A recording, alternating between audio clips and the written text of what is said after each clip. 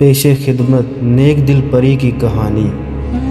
ایک مرتبہ کا ذکر ہے، ایک ملاح تھا، دریا کے کنارے اس کا خوبصورت سا مکان تھا۔ اس کے پاس ایک نہایت ذہین طوطا تھا۔ وہ نہ صرف خوبصورت تھا بلکہ لوگوں کو ان کی پریشانیوں کا حل بھی بتاتا تھا۔ اس کی شہرت دور دور تک پھیل گئی تھی۔ ایک دن ملاح مچھلی پکڑ رہا تھا کہ اچانک اس کے جال میں ایک نہایت خوبصورت سنہری مچھلی آ گئی۔ جب ملاح اسے کاٹنے لگا تو اچانک مچھلی بولنے لگی، مجھے چھوڑ دو، مجھے چھوڑ دو۔ یوں عام انسان کی طرح مچھلی کو بات کرتے دیکھ کر ملاح حیران رہ گیا۔ ملاح چونکہ بنیادی طور پر رحم دل انسان تھا، اسی لیے اسے سنہری مچھلی پر بہت رحم آیا اور اس نے پانی میں چھوڑ دیا۔ دیکھتے ہی دیکھتے مچھلی اچانک پری کی شکل میں تبدیل ہو گئی اور اس نے ملاح کا شکریہ ادا کیا اور اسے بتایا کہ مجھے ایک جن نے اپنے جادو کے زور سے سنہری مچھلی بنا دیا تھا اور کہا تھا کہ تیری قسمت ہے اگر کسی نے تجھے پکڑ لیا اور کاٹ کر کھا جائے یا چھوڑ دے۔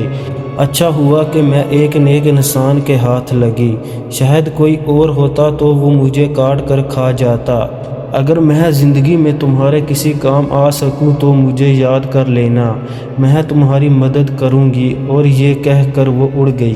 ایک دن اسی ملک کا بادشاہ شکار پر نکلا۔ وہ سارا دن شکار کی تلاش میں رہا کہ وہ جنگل میں ہوتا ہوا ملاح کے مکان کے قریب آ گیا۔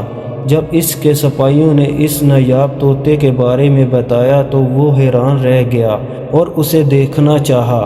بادشاہ کو یہ طوطا بہت پسند آیا۔ اس نے ملاح کو دربار میں بلایا اور کہا کہ مجھے یہ نایاب طوطا دے دو۔ ملاح بہت پریشان ہوا۔ اس نے عرض کیا کہ بادشاہ سلامت، میں اس طوطے کو اپنی جان سے بھی زیادہ عزیز رکھتا ہوں، میں یہ آپ کو کیسے دے سکتا ہوں؟ پھر بادشاہ نے کہا میں تمہیں ایک محل بنا دوں گا، لیکن پھر بھی ملاح نہ مانا۔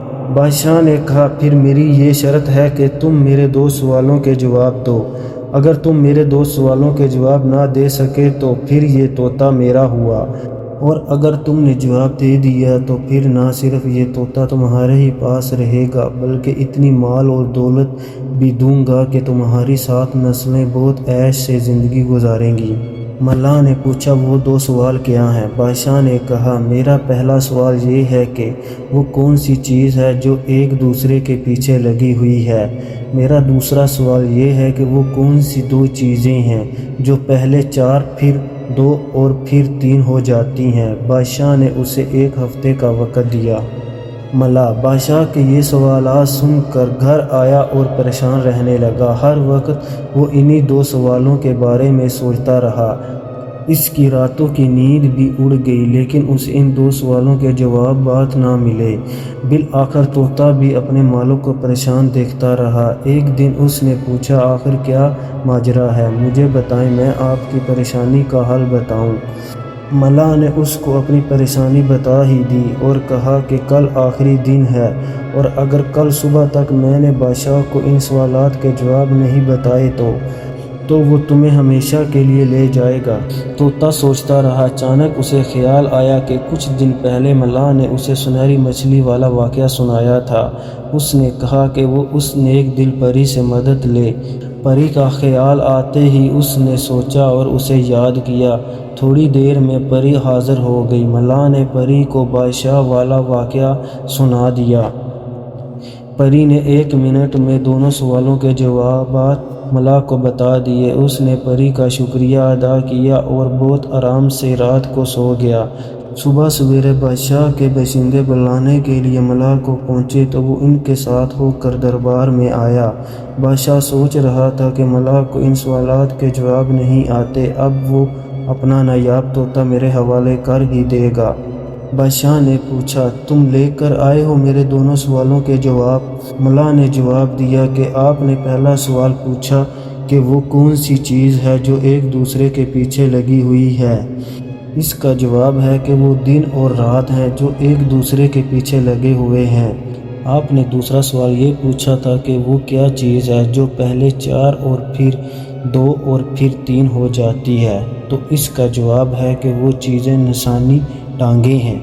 پہلے انسان جب چھوٹا سا بچہ ہوتا ہے تو 2 ہاتھ اور 2 پاؤں کے ساتھ چلتا ہے، یعنی 4 چیزوں سے چلتا ہے۔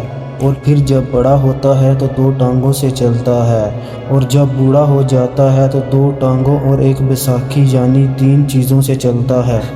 بادشاہ ملح کے جوابات سن کر حیران رہ گیا۔ جب اس نے پوچھا کہ تمہیں ان سوالات کے جواب کس نے بتائے تو اس نے نیک دل پری کا واقعہ سنایا۔